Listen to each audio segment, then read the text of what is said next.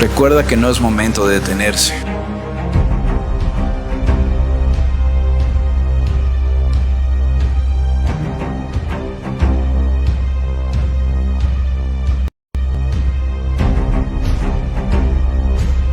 Tampoco debes de desesperarte.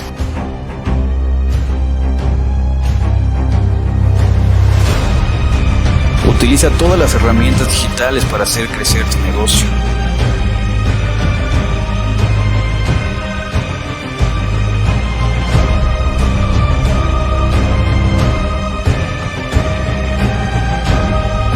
Olvida que eres un genio dentro de una lámpara.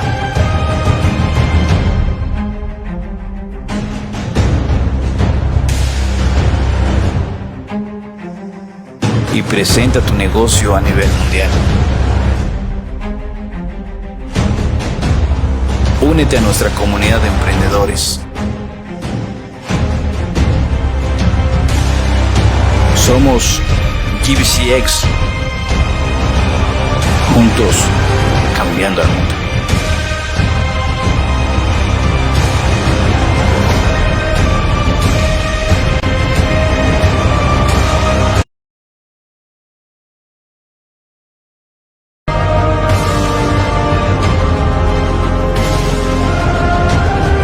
Deja que salga a la luz tu negocio. Deja de preguntarte cómo obtener más clientes.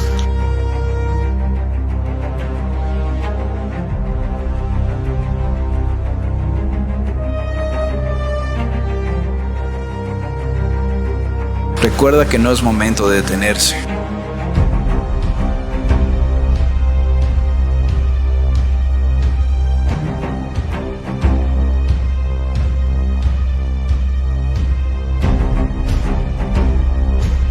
Tampoco debes de desesperarte.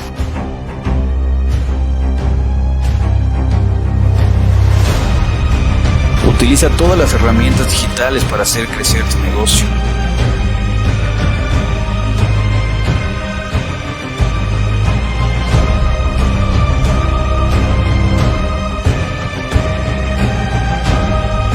Olvida que eres un genio dentro de una lámpara.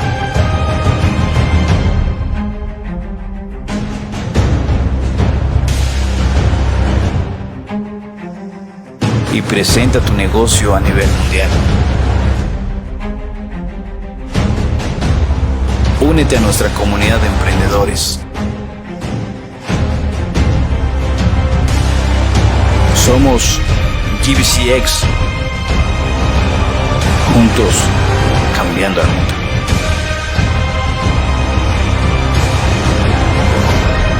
Actividades relacionadas con la promoción de la salud mental y estamos hoy dichosas de poder hoy tratar el tema de cómo crecer ante la adversidad. Así, Francis, que pues bienvenido, pero antes quisiera invitarles a todos a que si no les incomoda, de manera respetuosa, si algunas personas están dispuestas, pueden apagar su cámara inclusive y mantener obviamente su micrófono apagado, porque el servicio técnico del grupo nos ha informado que con la finalidad de que el ancho de banda sea mejor, con la finalidad de que no haya tanta interferencia, porque hay muchas personas conectadas a nivel del mundo a través de esta plataforma, pues entonces nos ayudaría para que la presentación salga mejor. Francis, yo entonces voy a estar todo el tiempo aquí, apago mi cámara, apago mi micrófono para colaborarte y pues estamos en contacto. Ya al final las preguntas, por favor, cuando la persona vaya a hablar, puede activar su cámara si lo quiere o puede mandar simplemente la pregunta por audio. Bienvenidos todos, muchas gracias. Francis, te doy paso.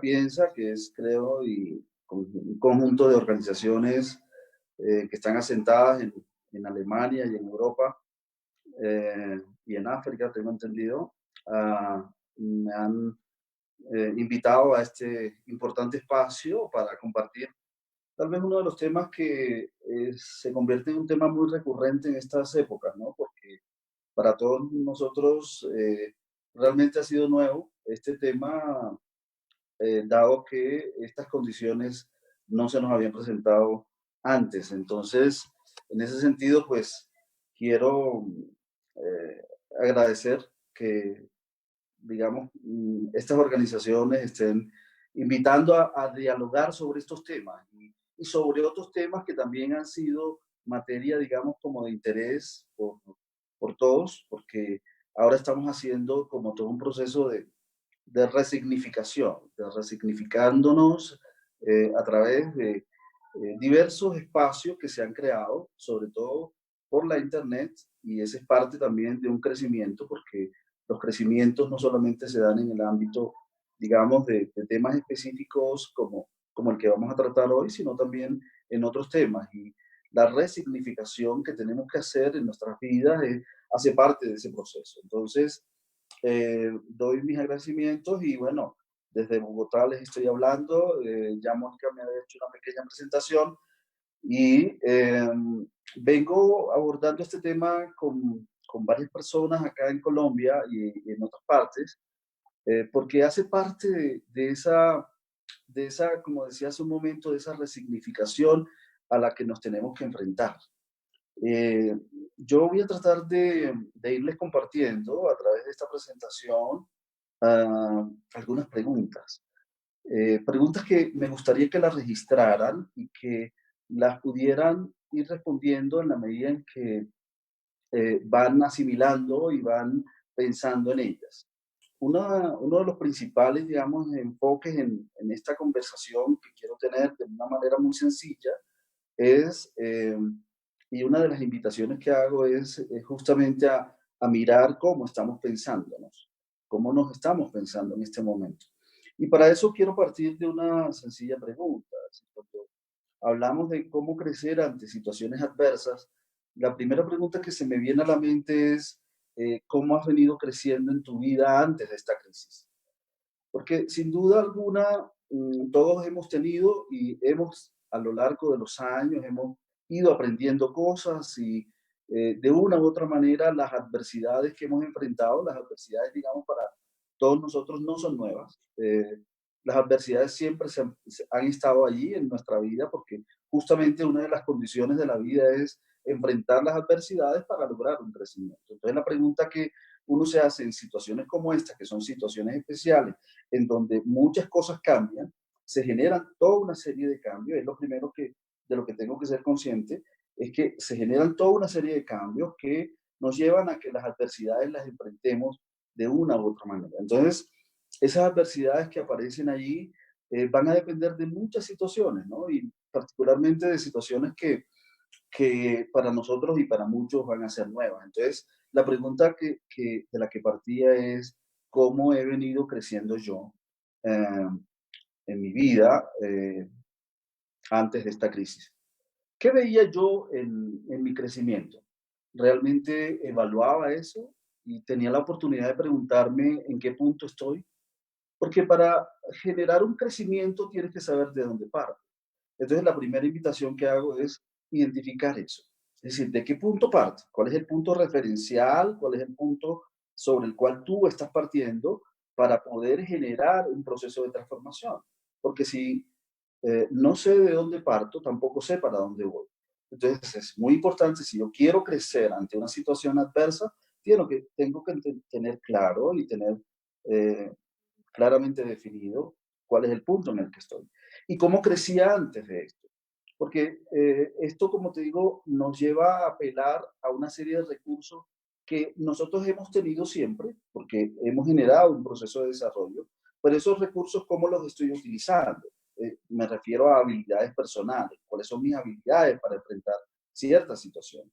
Y lo otro importante en esta pregunta a distinguir es que hay diferencias en la forma de crecimiento de todos nosotros y hay diferencia también en las adversidades. No es lo mismo enfrentar una adversidad en un contexto muy complejo, de pobreza, de abandono, de dificultades muy extremas, a enfrentar la adversidad frente a situaciones de cierta comodidad o de cierta naturalidad que se da en condiciones diferentes. Entonces es muy importante tener claro eso. Cada uno, es decir, hay unas diferencias individuales en la forma en cómo yo enfrento las adversidades. Y hay una diferencia también individual en mi crecimiento. O sea, el crecimiento mío es diferente al crecimiento tuyo, al crecimiento de cada uno de los que estamos hoy compartiendo este espacio. Entonces, es muy importante eso, cómo he venido creciendo antes de esta adversidad. Y si estoy haciendo la distinción, el término distinción es un término muy importante aquí porque nos permite diferenciar o establecer diferencias en la forma de enfrentar esas adversidades. Eh, y la otra pregunta, digamos, que se me ocurre en esta conversación con ustedes y que realmente me gustaría que fueran haciendo preguntas y anotando inquietudes frente a esto, es si has sido realmente consciente del crecimiento que he tenido o que has tenido. O sea, ¿qué tan consciente has sido del crecimiento en el que estás? ¿Qué diferencia hay entre crecimiento, madurez? ¿Cómo has crecido? ¿Qué, digamos, elementos te permiten a ti identificar que has logrado un crecimiento adecuado para enfrentar de una manera madura, de una manera consciente, tus procesos de desarrollo? Porque aquí esta crisis que tiene muchas dimensiones, tiene muchas aristas en el ámbito personal, en el ámbito laboral, en el ámbito familiar, en el ámbito social realmente nos lleva a cuestionarnos sobre eso, ¿no? O sea, yo puedo ser exitoso profesionalmente, laboralmente, pero mis éxitos y mis logros en mi vida familiar o en mi vida social pueden ser distintos. Entonces, ¿de qué crecimiento estoy hablando? Esa es otra pregunta que te debes hacer. Es decir, ¿y en qué quiero crecer? Porque si quiero enfrentar la adversidad, tengo que mirar en qué dimensión la voy a enfrentar y desde qué punto voy a partir. Por eso decía al principio que es muy importante saber desde qué punto parto para ver hacia dónde voy. Entonces, en ese sentido, la pregunta de que si he sido realmente consciente del crecimiento que he tenido, ahí me refiero y quiero hacer una distinción que tiene que ver con esto también, en si yo distingo realmente qué diferencia hay entre el darme cuenta y hacer conciencia. Son dos puntos referenciales también distintos. No es lo mismo darme cuenta de algo a ser consciente de algo. ¿Por qué? Porque fundamentalmente el darse cuenta que también está dentro del estado de conciencia es una dimensión distinta al de la conciencia misma. La conciencia y la diferencia fundamental ahí es que la conciencia siempre te lleva a una acción la, el darte cuenta no necesariamente te lleva a una acción. Yo me puedo dar cuenta de que estoy afectando a mis hijos con cierto comportamiento, pero de pronto no hago nada para, lo sé, me doy cuenta, pero de pronto no estoy haciendo nada para transformar esa forma de ser mía, o incluso con mi pareja. Es decir, ahora que estamos confinados y estamos viviendo, yo he tenido muchas amigas y personas conocidas que me preguntan con mucha frecuencia o me han dicho con mucha frecuencia por estos días, mira, realmente no soporto a mi marido o no soporto esta situación con mi marido. Es decir, se casaron, han vivido años juntos, pero finalmente el confinamiento los ha llevado a que estén 24 horas todos los días y todos estos 40 días juntos para compartir una vida, pero se encuentran que hay diferencias y que esas diferencias hay que limarlas y hay que trabajarlas.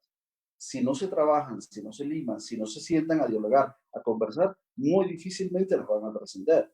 Entonces, pero hay que ser consciente de eso, porque nos podemos estar dando cuenta de que tenemos esas diferencias y nos tratamos de X o Y forma, actuamos de X o Y forma, pero no estamos haciendo nada para transformar eso. ¿Sí? Me doy cuenta, pero no estoy haciendo conciencia. La conciencia es como esa energía interna que tienes que te activa. Mira, yo esta situación no me la soporto más y tengo que hacer algo y actúo. Es decir, esa es la diferencia fundamental, aunque ambos estén en el plano de la conciencia. Entonces, si voy a enfrentar adversidades en mi vida, tengo que hacer conciencia de en qué punto estoy y hacia dónde quiero ir. Es decir, hacia dónde quiero llevar ese comportamiento mío, esa forma de ser o esa forma de actuar frente a la vida, ¿no? Am, lo otro es que el crecimiento ante la adversidad es un crecimiento que implica una revisión hacia el interior. Esto es muy importante. O sea, si yo quiero emprender un crecimiento, independientemente que estemos viviendo una situación como esta, como la que estamos viviendo, requiere, y esa es una concepción muy clara para quienes estamos en proceso de transformarnos y de cambiarnos, o de transformar y de cambiar, porque no solamente es una transformación de mi interior y de las cosas que yo quiero aprender a hacer en mí, sino también de las cosas que quiero aprender a hacer en el contexto en el que me muevo. Entonces es muy importante el saber que este crecimiento ante situaciones adversas es un crecimiento que implica una revisión hacia el interior. ¿Qué quiere decir eso? Que me tengo que convertir en una especie como de autoobservador de mí mismo. Tengo que revisar, y tengo en esa revisión y en esa revisión del autoobservador interno, tengo que ser muy franco, muy honesto, muy claro. Ayer escuchaba yo en una de las conversaciones, en la charla de ayer, que decía alguien que qué diferencia habría entre el amor propio y el otro concepto que mencionaban, creo que era la pedantería, eh, ser pedante, ¿no? Y una de las cosas que yo decía es que en esas revisiones internas que hacemos tenemos que darnos cuenta de qué tipo de amor me tengo hacia mí mismo o hacia mí misma. Es decir, si no reviso eso, y yo decía, el amor propio conjuga 3 o 4 elementos importantes. Es la autoimagen, es decir, cómo me veo y cómo siento que me ven, la autovaloración, es decir, qué valor le doy a las cosas en mí, a mi formación, a mi estructura, a mi forma de ser.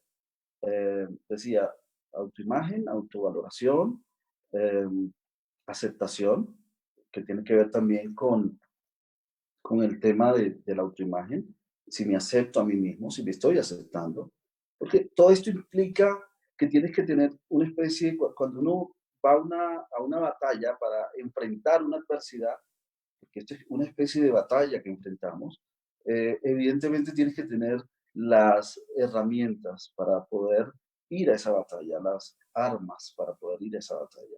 Y esas armas son, y yo las conjugo en 2 aspectos fundamentales. Uno, tu amor propio, es decir, cuál es el amor propio que tienes hacia ti, tu autoestima, tu autovaloración, tu autoimagen, tu asertividad. ¿Y qué es eso de la asertividad? Es simplemente esa capacidad de poder decir las cosas de una manera adecuada y de una manera directa, sin necesidad de atropellar al otro, que es distinto, y lo decía yo ayer en la conversación, es distinto al que es pedante, ¿no? Que dice, es que yo no tengo pelos en la lengua para decir las cosas, que es bien distinto. Entonces, en esta revisión que hacemos de las adversidades, tenemos que tener unas herramientas, tenemos que tener unas armas para la cual enfrentar esa batalla, para enfrentar esa adversidad, porque corremos el riesgo de que seamos vencidos si no tenemos la información adecuada. Y para estas batallas y para enfrentar adversidades tienes que tener unas herramientas. Sin herramientas no haces nada. Es decir, sin herramientas no puedes trascender a los procesos que realmente necesitas transformar y cambiar. Al interior de tu familia, al interior del contexto en el que te mueves y sobre todo al interior tuyo. Entonces, bien importante lograr esta revisión. La siguiente. Ah, bien. Y como implica esto una revisión hacia el interior, pregúntate honestamente en qué zona o estado emocional te encuentras actualmente. Este es quizás uno de los aspectos más importantes, porque ante las situaciones de adversidad, uno de los elementos que tienen que estar más fortalecidos en nosotros es nuestro mundo emocional. ¿Y por qué? Porque la estabilidad y el equilibrio en el mundo emocional nos permite realmente tomar decisiones, digamos, tener menos probabilidad de equivocarnos en nuestras decisiones. Y cuando digo menor probabilidad no quiere decir que no nos podamos equivocar, es decir, nos podemos equivocar, pero reduces tú la probabilidad. Entonces, lo que nosotros necesitamos es identificar cómo y en qué zona o en qué estado emocional me encuentro. Porque, y ahorita lo vamos a ver acá, quién quiero ser yo ante o en esta situación. Es decir, ¿quién quiero ser? ¿Cómo quiero actuar si soy papá? ¿Cómo quiero actuar como papá? En esta situación, en mi familia. Si soy mamá, ¿cómo quiero actuar como mamá en esta situación? Tengo que referenciarme siempre al presente, al aquí y a la ahora, porque eso es determinante a la hora de tomar decisiones. Porque si somos una familia, tenemos padre, madre, hijos, tenemos que tomar decisiones. Hay que tomar decisiones. ¿Quién va a mercar? ¿Quién va a la droguería? ¿Quién va al médico? ¿Cómo llevamos a los niños a, a una actividad específica eh, en nuestra casa o en el patio de nuestra casa? ¿Cómo hacemos? ¿Cómo nos agendamos? Y en ese sentido, yo sí quisiera hacer énfasis, ahora que digo esto, en una recomendación muy importante. Amigos, nuestro cerebro humano opera bajo agendas. Es decir, nuestro cerebro humano requiere que estemos permanentemente agendados. Una de las formas y una de las recomendaciones que yo le doy incluso a las personas con las que converso con mucha frecuencia es: ¿cuál es tu agenda de hoy? Si hoy no tengo agenda, el cerebro se desorganiza y hace cualquier cosa. Es decir, empiezas a hacer una cosa, no la terminas y llegan tus hijos y te piden algo, suspende lo que estás haciendo y empiezas a hacer otra cosa. Tienes que tener una agenda. No quiere decir que tengo que ser riguroso frente a esa agenda. Simplemente que tienes que agendarte. ¿Qué vas a hacer hoy? Proponte una, dos o tres cosas. No te llenes de cosas. No digas, voy a trabajar, voy a hacer esto, voy a ir al jardín a arreglarlo, voy a organizar mi closet. No, define dos o tres cosas máximo que vas a hacer en el día, pero agéndate. Tenemos que tener una agenda semanal, una agenda diaria, una agenda mensual y una agenda anual.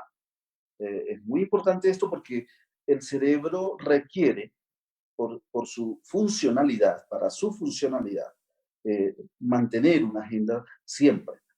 Por esto de los ritmos y los tiempos. Es decir, ¿cómo manejo yo? Y esa es otra pregunta que te hago. ¿Cómo manejas tus ritmos y tus tiempos?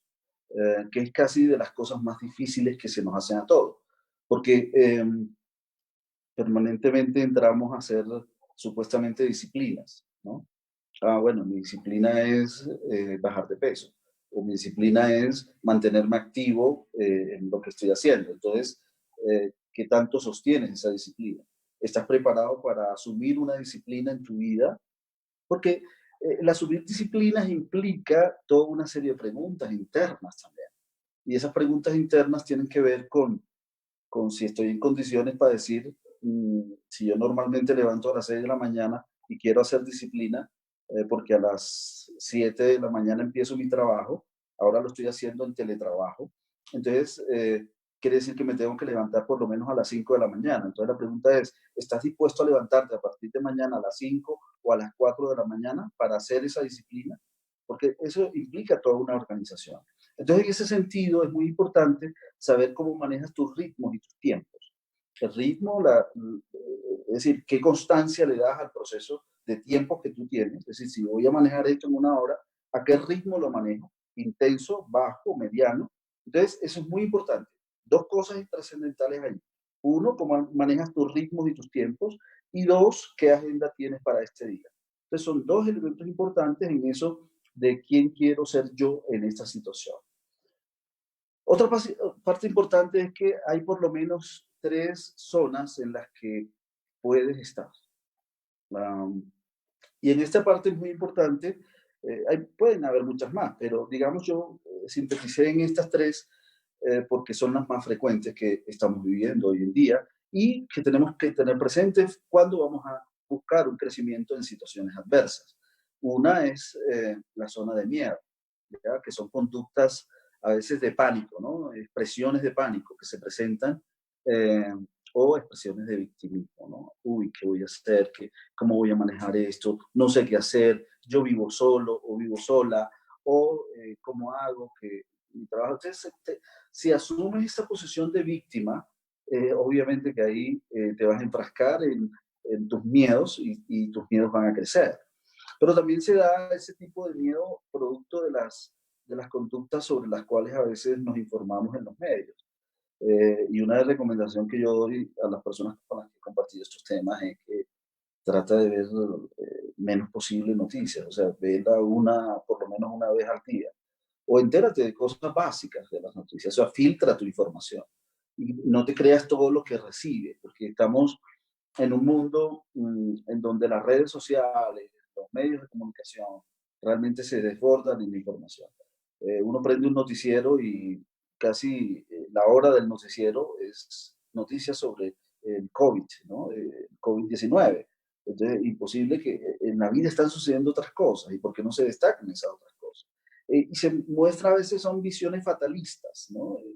Que están tantos muertos, el tema se convierte en estadísticas y eso realmente afecta a un proceso de crecimiento y de enfrentar la adversidad si yo me estoy digiriendo eso de la manera en cómo lo recibo. Por eso decía hace un rato que es muy importante hacer la diferenciación entre darme cuenta y ser consciente. Me estoy dando cuenta que están diciendo eso, pero realmente, ¿qué conciencia hago de eso? ¿No? Es decir, hago de una vez lo que me están diciendo ahí.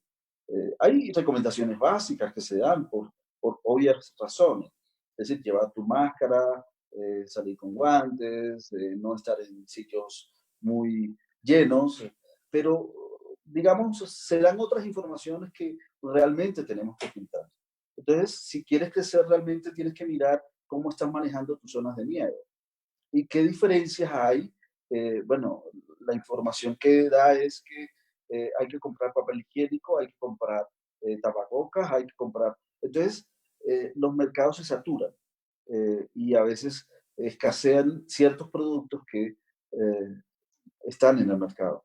Yo, yo les comparto una experiencia que tuve hace unos días frente a este tema y cómo incluso personas como yo que trato de pensar siempre en mis cosas y de hacer conciencia de mis cosas, por obvias razones, por el trabajo que desarrollo, un día salí a comprar unos medicamentos que necesito, nada relacionado con esto, y llegué a la droguería, en la droguería en que estaba, pedí mis medicamentos y llegó una señora o estaba una señora siendo atendida por otro personaje, por otro pues farmacéutico. Y cuando yo estaba hablando con el que me estaba atendiendo a mí, escuché a la señora que dijo, eh, y tienes termómetro, aparte de las cosas que pidió medicamentos para la gripa, ¿no? Entonces dije, ¿y tienes termómetro? Yo la escuché. Y cuando la escuché, yo dije, ve, yo no tengo termómetro en mi apartamento. Eh, entonces, se me ocurrió preguntarle al farmacéutico que si tenía termómetro, porque yo no tengo termómetro. Me dijo, no lo hay. Bueno, me fui, entré a hacer un mercado, en un mercado que queda al frente de la droguería. Cuando salía del mercado, había una droguería en el mismo mercado, dentro del mercado, y llegué y pregunté por el termómetro. Pregunté por el termómetro cuando la farmacéutica me dice, bueno, sí, aquí tenemos, y me lo sacó. Entonces yo le dije, mira, ¿tienes esos termómetros que traen como una bolita de mercurio abajo? Entonces me dijo, no, señores, esos termómetros los descontinuaron hace años, son ahora digitales. Bueno, llegué a mi casa, guardé mi termómetro.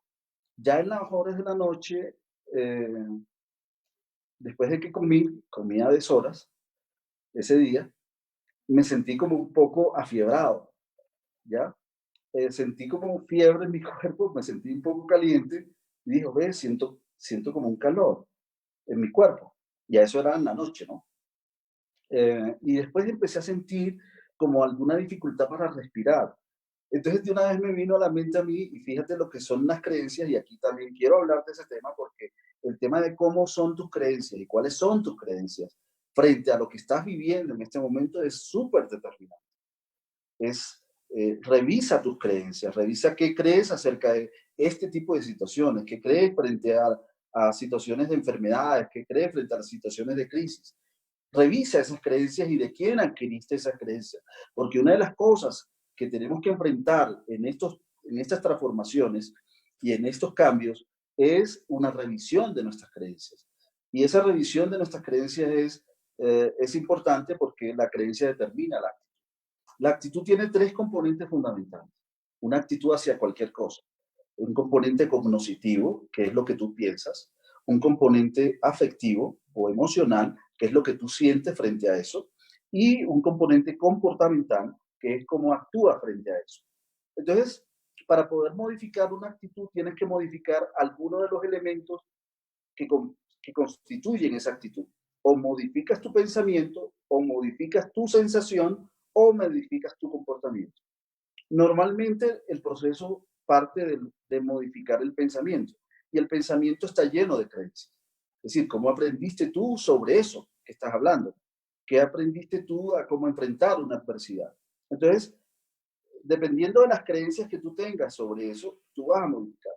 Para cerrar mi historia sobre la fiebre, yo me empecé a sentir afiebrado y empecé a intimidarme, me empecé a llenar como de un poco de miedo, ¿no? Y entonces a mí me llegaban a diario, nos llegan a diario en esta época WhatsApp y cosas así de las características del coronavirus y de las características, de cómo son los síntomas, de qué hay que hacer, no sé qué. Yo casi nada de eso lo leo, casi que me llega y lo borro.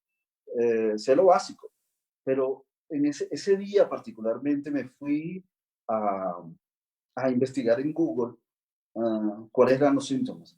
Y entonces yo dije, wow, tengo dos síntomas, que es el tema de la fiebre y el tema de, de la dificultad para respirar. Obviamente, aquí hay otras condiciones que se dan para eso, ¿no? Y en un día no es posible que uno se contamine así de esa manera y aparezcan de una vez los síntomas. Pero lo pensé, y eso me llevó a una profunda reflexión. La pregunta era, oye, yo nunca, y ese día ni siquiera me medí la temperatura.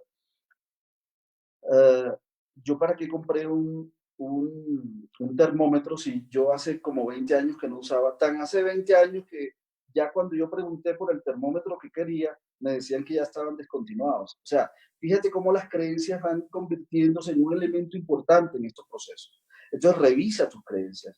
Y eso nos lleva a la segunda zona, ¿no? Es la zona de aprendizaje.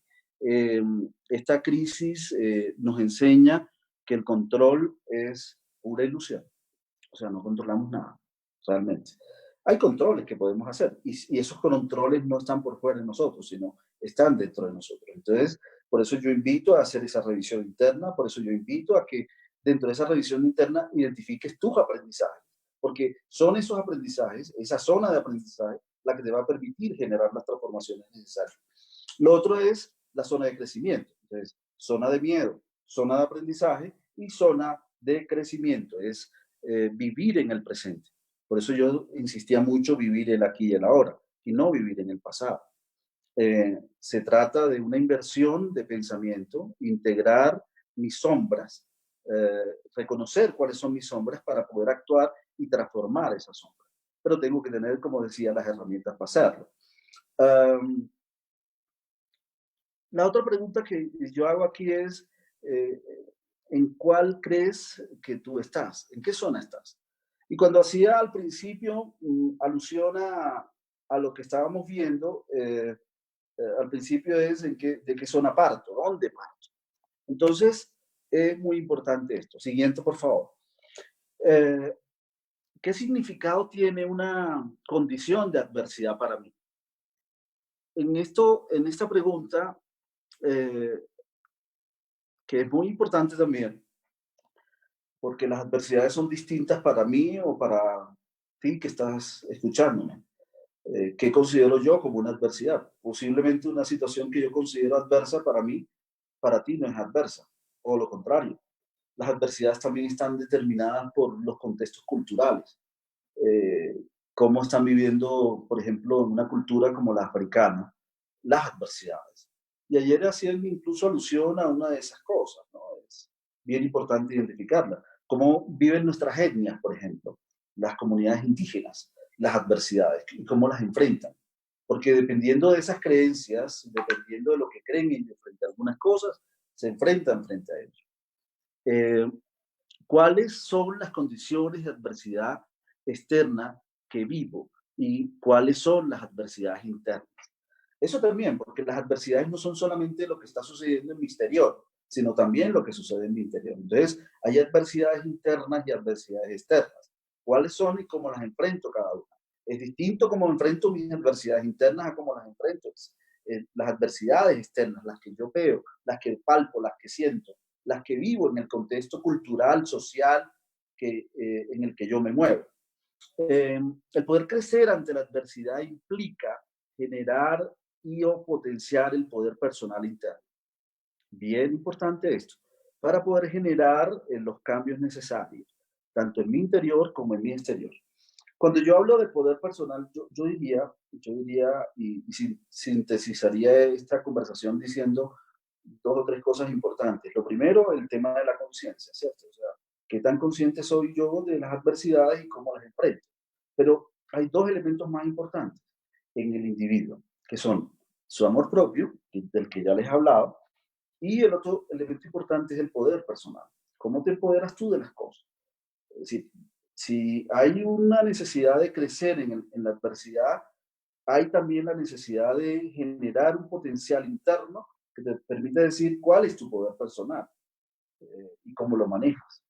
Porque si no hay poder personal y no hay un amor propio y no hay conciencia, no hay crecimiento y vas a ser reventado, golpeado, amilanado por las adversidades. Eso es bien importante. Las crisis nos están aislando y nos están sacando de nuestro mundo ordinario. Entonces, ¿qué oportunidades veo entonces en el aislamiento en el que estoy para enfrentar mis adversidades? Hay quienes dicen, y realmente uno si se entra a cualquier curso de estos que están montando hoy día en WhatsApp, por Zoom o por Internet, ve que y escucha que esto que estamos viviendo no es una crisis, sino una oportunidad. Entonces la pregunta es cómo estoy viendo esa oportunidad para crecer.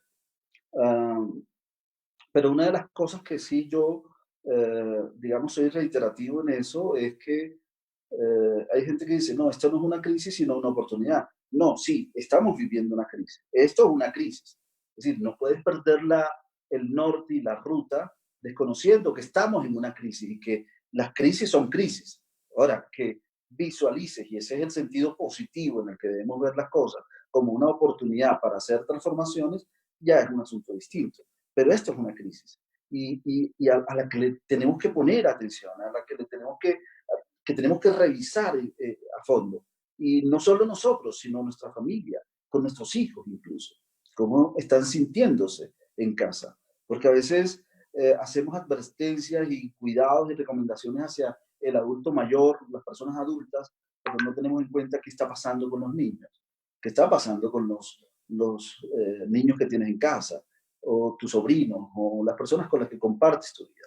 Entonces es bien importante determinar este factor. ¿Qué implica para mí este cambio? ¿Qué me genera estrés? Hay la siguiente, creo. Sí, la siguiente es. ¿Qué implica para mí este cambio? ¿Qué implicaciones tiene para mí? Es una pregunta que me debo estar haciendo en este momento. Y además de eso, ¿qué me genera estrés? Porque vamos a vivir ciertas condiciones de estrés. Hay que establecer una diferenciación entre el miedo, el estrés, la ansiedad, ¿no? No es lo mismo tener miedo a tener ansiedad. Desde el punto de vista psicológico, eh, los miedos se enfrentan bajo ciertas condiciones y con ciertas herramientas, lo mismo que las ansiedades. La ansiedad es un estado el miedo uno lo puede identificar y esa es una diferencia importante. Es decir, tú puedes saber ¿A qué le tienes miedo? Tengo miedo a subir a un avión, tengo miedo a los ratones, tengo miedo a... Sí, pues el miedo es objetivo, la ansiedad es subjetiva, es interna. Es decir, es decir, empiezas a manifestar un estado interno que te produce sudoración, te produce palpitación, te produce respiración más acelerada. Es decir, hay unas características particulares del miedo, de la ansiedad, perdón, que debes saber cómo enfrentar.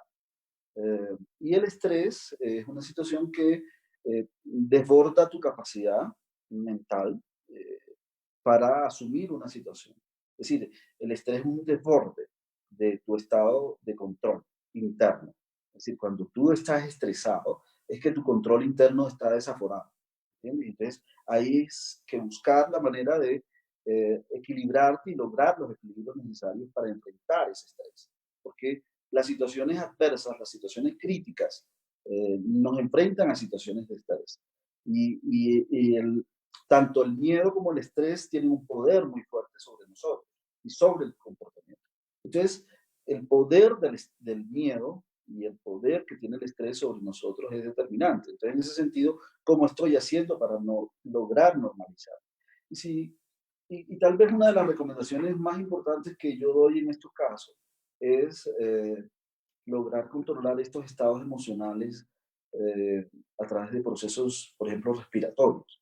Cálmate un poquito, o sea, enfrenta esa situación de una manera distinta como lo has hecho, porque una de las características de nuestro cerebro es que él crea rutas cuando nos enfrentamos a una situación.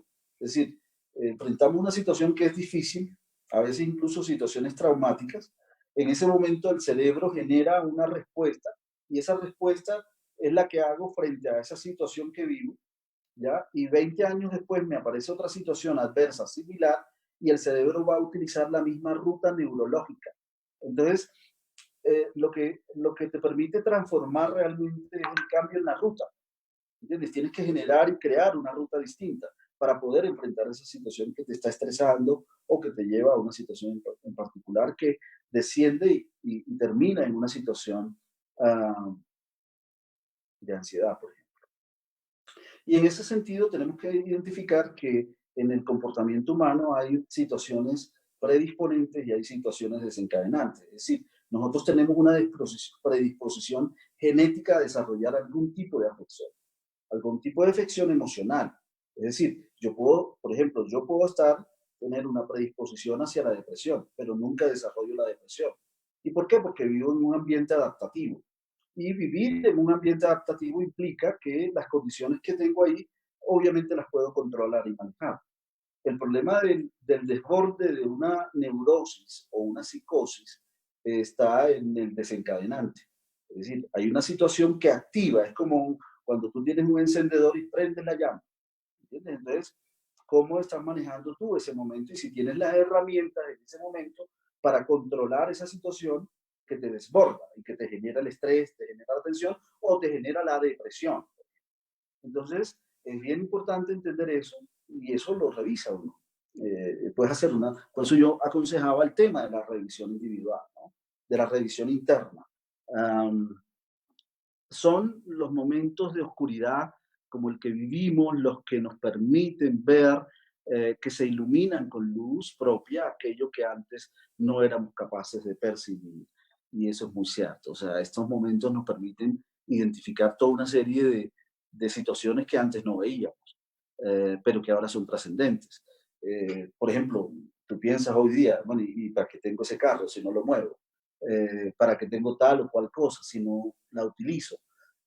Hoy día se le están dando mucho más valor y aquí en este tema es muy importante revisar todo ese tema de los principios y de los valores porque empiezas a darle una significación distinta, a resignificar los valores, a resignificar tus principios y eso implica todo un proceso de transformación para el cual tienes que preparar. Sin preparación no hay transformación. Eso es muy importante. ¿Qué he hecho de menos? ¿Qué necesidades o qué necesitaba para ser feliz en mi día a día, ¿no? Mm, Esto también es un replanteamiento que nos estamos haciendo sobre el tema de nuestra felicidad. Y sobre el tema de nuestra felicidad, en el sentido de que, obviamente, y hay que entender un poco qué significa ser feliz para ti, ¿no? porque el concepto de felicidad muchos autores han dicho, y muchas personas, y de hecho cada uno de nosotros tenemos un concepto de qué significa ser feliz. Hay quienes dicen que ser feliz, a mí me hace ser feliz el tener un carro, el tener una casa, el tener a mis hijos, ¿sí? Pero hay quienes pensamos que el tema de la felicidad es un, es un tema ligado más a lo que te sucede no de la piel hacia afuera, sino de la piel hacia adentro.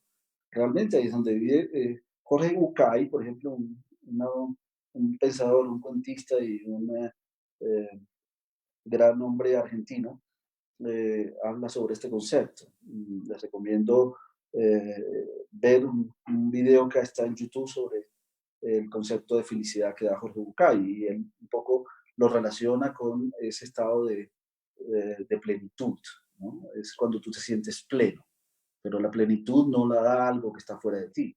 Por ejemplo, a mí me hace feliz, dice alguien, ¿no? Un papá o una mamá, dice, a mí me hace feliz que mi hijo gane el año, ¿ya? A mí me hace feliz, esto que les voy a decir es un cambio en un paradigma. Me hace feliz el tener un carro, ¿sí? Es decir, que tu felicidad depende de lo que está afuera y no de lo que está dentro de ti. Entonces, es muy importante entender eso, ¿no? Por depender de eso es ponerse en el lugar de la víctima, es decir, es victimizarme. Entonces el niño piensa, es que si no saco buenas notas, mi papá no está feliz o mi mamá no está feliz. Entonces empiezas tú a condicionar ahí y le dices a tu hijo, me decepciona que perdiste el año o me decepciona que no saliste bien. Entonces eso te convierte a ti en víctima, ¿no? Es decir, se hace la víctima para buscar un beneficio secundario. Entonces es bien importante tener en cuenta estos conceptos porque a la larga es parte de lo que nos permite a nosotros dar las herramientas esas de las que les estoy diciendo que tenemos que estar dotados para poder hacer las transformaciones necesarias. ¿Con qué personas estoy feliz de aislarme y a cuáles realmente extraño? ¿Extrañas a tus compañeros de trabajo? ¿Extrañas a tus amigos de barrio? ¿Extrañas a quién extrañas?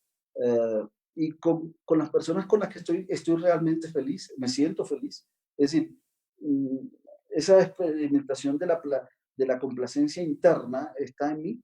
Esas preguntas hay que hacérselas. ¿Qué me obligo a hacer en esta situación? Muy importante. Hay cosas que uno dice, esto yo no lo hacía antes, pero lo tengo que hacer ahora. Lo tengo o lo necesito o merezco hacerlo. Me merezco. Ese tema del necesitar, de el querer y el merecer son tres aspectos también que yo denoto como una condición importante a la hora de hacer todas estas revisiones. ¿Qué necesito?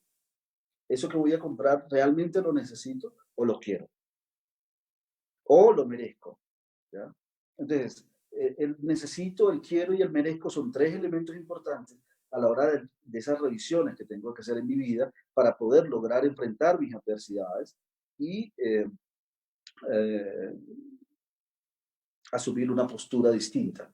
Yo recomiendo un ejercicio muy práctico, muy sencillo, en esta de la revisión de las necesidades, de los merecimientos, de los quereres, ¿no? Repítete ante el espejo o ante un amigo o ante tu pareja las cosas que necesitas. Le dices a tu pareja que te diga y que te pregunte ¿qué necesitas? ¿Qué necesitas? ¿Qué necesitas? ¿Qué necesitas? Y tú vas relatando todo lo que necesitas, todo lo que necesitas. Quiero un carro, quiero una casa, quiero dinero, quiero un buen trabajo, quiero a mis hijos, quiero no sé qué. Después haces la misma pregunta en ¿qué quiero? Quiero un carro, quiero una casa. Dura, en ese ejercicio 3 minutos, 3 minutos, 3, 4 minutos. ¿Qué necesitas? Y no pienses, sino suelta lo que te viene a la cabeza, suéltalo, sin pensarlo, ¿ya? ¿Qué necesito? ¿Qué quiero? Y después haces lo mismo. ¿Qué mereces? ¿Qué te mereces? ¿Qué te mereces? ¿Qué te mereces? ¿Qué te mereces? Y empiezas a mirar y establecer, luego de que haces el ejercicio, cómo te sientes en cada uno de esos estados. ¿Cómo te sientes cuando dices que lo necesitas? ¿Cómo te sientes cuando dices que lo quieres? ¿Y cómo te sientes cuando dices lo que mereces?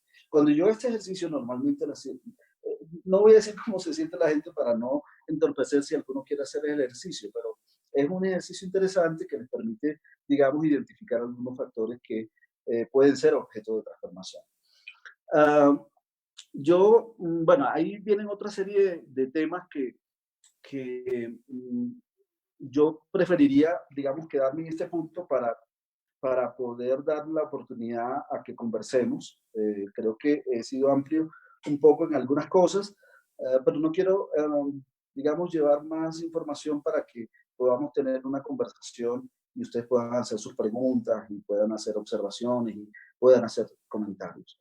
Entonces yo partiría de una pregunta sencilla. Bueno, ¿cómo se han sentido en este momento y cómo enfrentan ustedes sus adversidades? ¿Quién quiere compartirnos algo sobre esto? ¿Cómo, ¿En qué punto estoy? ¿En qué punto de mi crecimiento estoy? ¿Y cómo creo yo que estoy enfrentando las adversidades? Porque la creencia de cómo tú enfrentas la adversidad es un punto importante para enfrentar la adversidad. La creencia, ¿no? Yo decía que, y la creencia hace parte de ese elemento que yo decía que está ligado al tema de la actitud. Recuerden que yo les decía que la actitud tiene tres componentes: el cognoscitivo, lo que yo pienso; el afectivo, lo que yo siento; y el comportamental, lo que yo hago.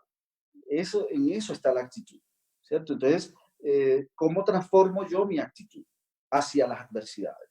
Pero para transformar las actitudes, tengo que saber qué pienso, qué tengo en la cabeza. Entonces, compartamos eso y bueno, si hay alguna pregunta que quieran hacer antes, con todo el gusto. Muchas gracias, Francis. ¿Me alcanzas a escuchar bien? Sí, correcto. Gracias, perfecto. Es que prefiero preguntar porque después de ayer con el tema técnico fue complicado. Pero bueno, Francis, muy amable.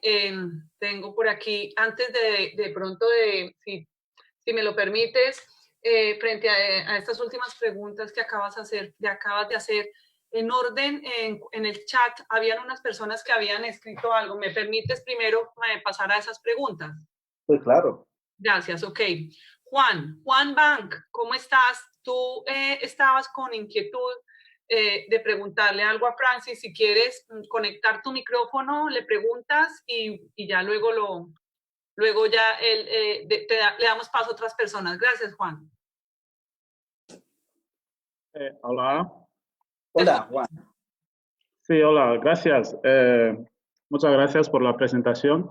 Me ha interesado mucho lo último que has puesto hace rato sobre los conceptos de querer, necesitar y merecer, ¿no? O sea que me parecen muy interesantes y no sé si el espacio lo va a permitir. Si puede encajarme un poco con un ejemplo bastante sencillo para intentar comprenderlo, ¿no? De una manera sencilla. Sí, mira, de una manera sencilla te puedo decir lo siguiente. Es muy posible que tú encuentres diferencias entre lo que quieres, lo que necesitas y lo que mereces. Hay veces que tú dices, por ejemplo, eh, yo, yo quiero cosas a veces materiales. Por ejemplo, quieres tener tu propio auto o quieres tener una casa segura, que son parte de necesidades, ¿no? Que tú sientes, tienes. La necesidad mía es distinta a la necesidad tuya, Juan, eh, porque vivimos en contextos distintos, contextos culturales o sociales, que son distintos. Entonces yo puedo querer algo que de pronto yo puedo necesitar algo que tú de pronto no necesitas. Eh, pero muchas veces nos enfrentamos a situaciones en donde las personas, por ejemplo, ni siquiera cuando expresan lo que necesitan, muchas veces la gente no dice, por ejemplo, una cosa que es muy importante para fortalecer su propia autoestima. Por ejemplo, amor. Necesito amor, pero cuando van al tema de lo que merezco, no dicen que merezco amor. ¿Ya? Entonces, yo necesito amor, pero no digo nunca que merezco amor. Y el amor es un merecimiento. ¿Ya? Es decir, yo me merezco el amor. Y merezco el amor mío. Y merezco el amor de los otros. Entonces, a veces nos centramos, cuando hablamos de las necesidades, hablamos de necesidades externas a nosotros. Las cosas que tú necesitas externamente. Que sientes que son parte también de las cosas internas, pero que esencialmente son objetos, cosas. ¿Ya? El merecimiento tiene que ver con cosas que realmente tú sientes has ganado de tu vida. Entonces, quiero, ¿qué quiero? El querer está relacionado con cosas en las que te afianzas para obtenerlas. ¿Ya? Quiero tal cosa. Pero la pregunta que te tienes que hacer ahí, ¿realmente mereces eso? Quiero un mejor trabajo y resulta que tú eres un mediocre, por ejemplo, ¿cierto? Entonces, soy un mediocre, no, yo quiero que me suban el salario, pero ¿realmente has hecho los merecimientos para que tengas un mejor salario? Sí, lo puedes querer, pero ¿realmente te lo mereces? ¿Ya? Yo quiero que mis hijos me quieran, por ejemplo, pero ¿te has ganado el afecto de tus hijos para que tus hijos te quieran? ¿Los atiendes? ¿Estás atento a ellos? Entonces, eh, esas diferencias las tienes que revisar, porque muchas veces el necesito, el quiero y el merezco tienen diferencias entre uno y otro. Cuando yo decía que hicieras el ejercicio, pero lo hicieras libremente, es porque la idea en este ejercicio es no pensarlo, sino expresarlo, porque realmente lo que se expresa sin necesidad de pensarlo, sin necesidad de razonarlo, porque lo que nosotros tenemos dos hemisferios, ¿cierto? Un hemisferio izquierdo y un hemisferio derecho, ¿cierto? Entonces, normalmente nuestro hemisferio izquierdo, Juan, es un hemisferio racional, es decir, ahí es donde está el pensamiento, ¿cierto? Y nuestro hemisferio derecho es un hemisferio instintivo, es un hemisferio emotivo, ¿ya? En donde están las emociones. Entonces, a veces no hacemos conexión entre el uno y el otro.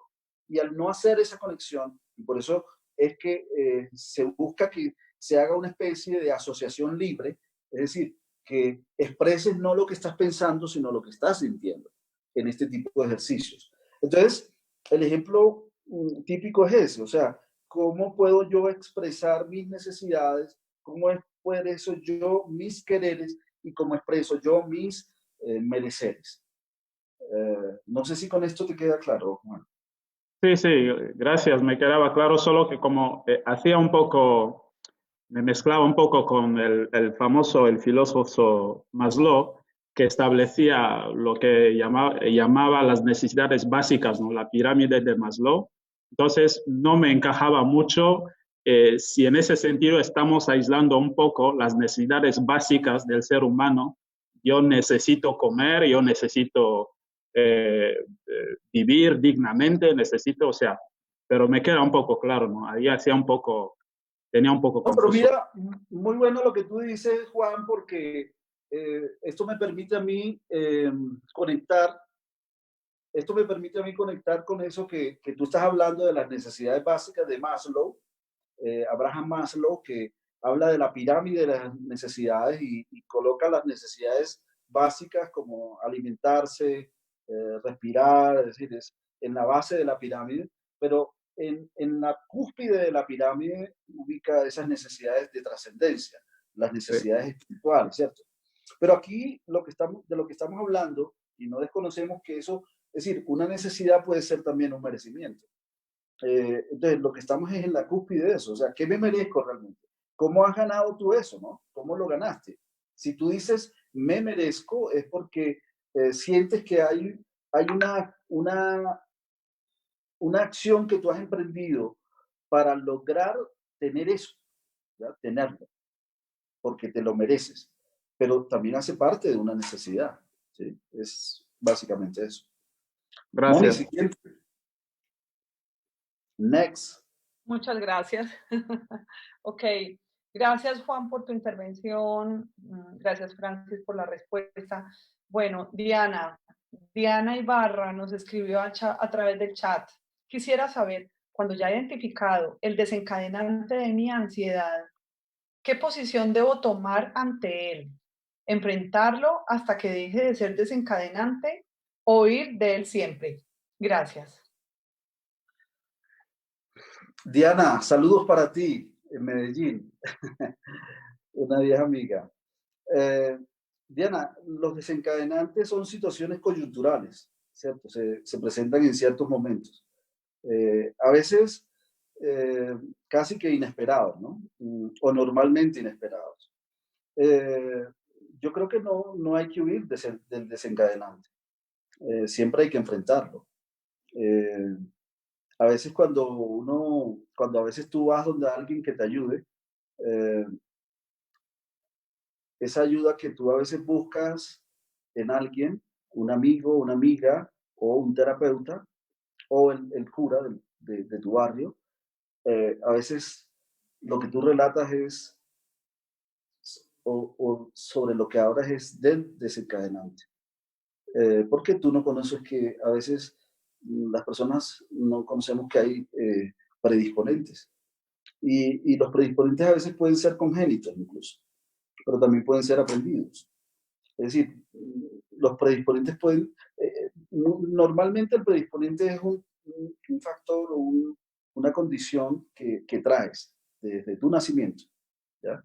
Simplemente que no lo desarrollas porque creces en un contexto adaptativo que te impide expresar o desencadenar esa afección. Es decir, tú te puedes enfrentar a un desencadenante que en ciertas personas no activa el predisponente. No sé si soy claro en eso. Pero el predisponente es un factor que hay que trabajar. O perdón, el desencadenante es un factor que hay que trabajar. No huyas de eso.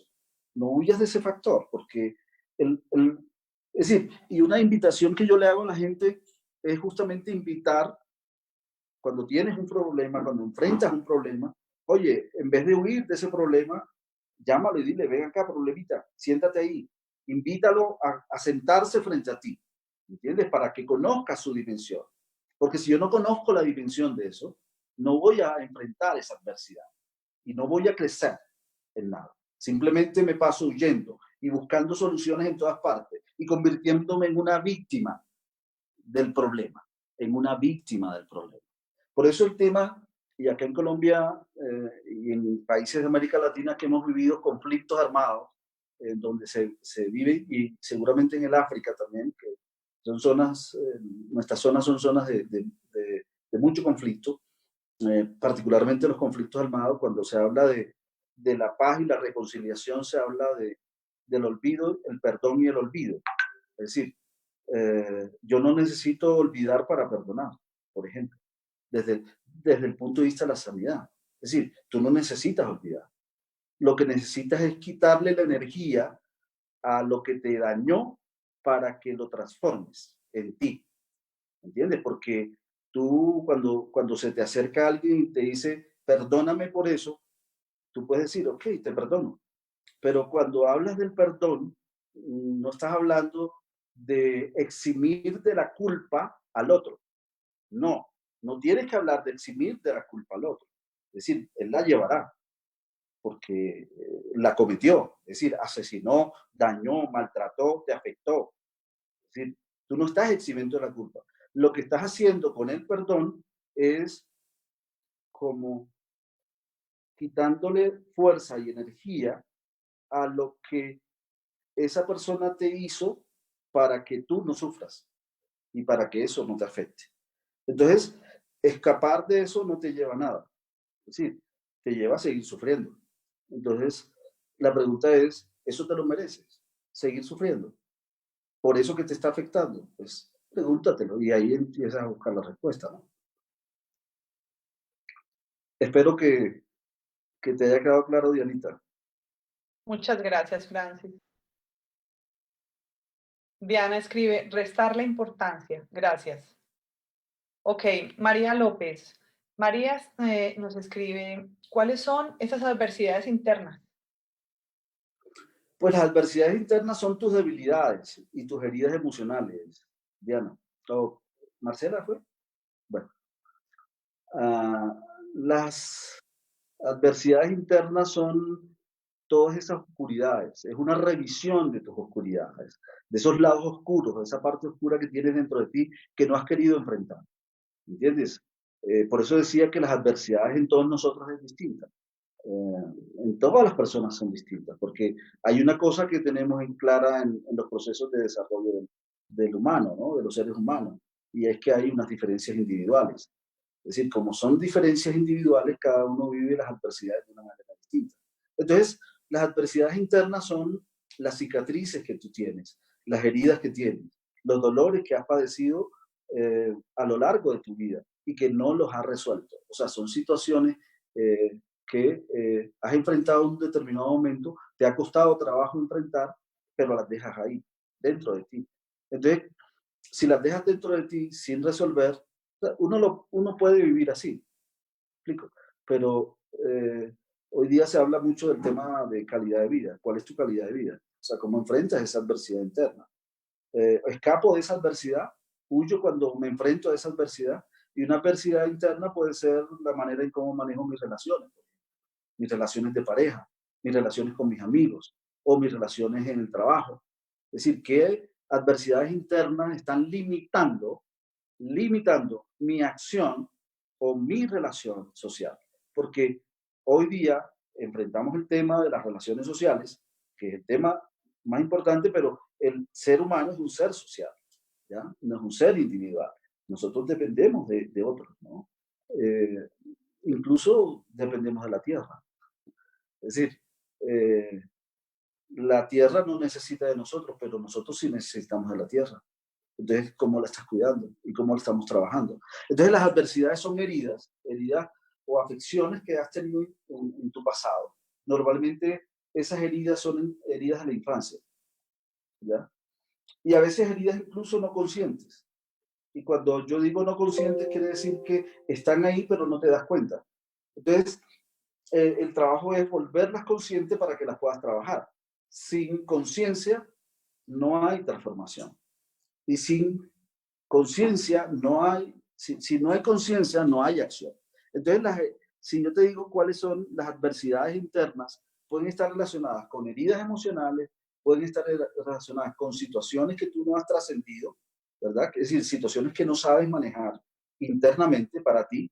Es decir, no sé cómo manejar mi expresión pública, por ejemplo, cómo hablar en público o cómo manejar una situación que mi hijo es drogadicto.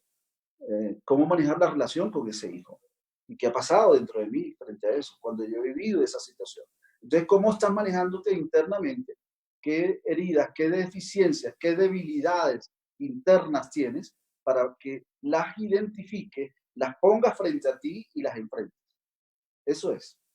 Francisco, pero buenas tardes. Pero después de haber evaluado, eso es un proceso de observación, ¿no?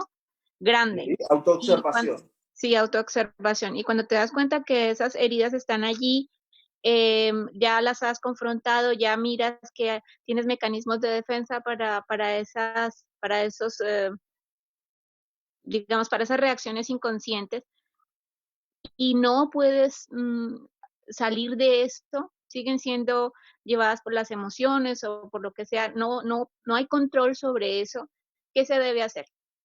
Mira, si las has estado enfrentando y no han tenido soluciones porque te estás equivocando en alguna parte de la solución que le estás dando. Es decir, si tú has enfrentado una situación interna y dices, no, ya yo eso me lo he trabajado, pero la situación se te sigue presentando, lo que quiere decir es que el autodiagnóstico, la autoobservación esa que te hiciste y que tú mencionas, ahí falta algo, ¿entiendes? Ahí, como decimos acá en Colombia, a ese cuento le falta un pedazo, ¿ya? Porque si tú estás dando una solución efectiva y si estás enfrentándola como debe ser, la situación debe desaparecer, ¿ya? Entonces, revisa a fondo y busca una ayuda, ¿entiendes? Porque a veces nosotros tenemos una situación que nos afecta mucho. ¿Cómo es tu nombre? Bueno. María Zulma. María, tenemos una situación que nos afecta mucho a todos nosotros los seres humanos, que son los saboteadores internos, ¿ya? Tienes que identificar tus saboteadores internos. A veces normalmente cuando uno empieza a resolver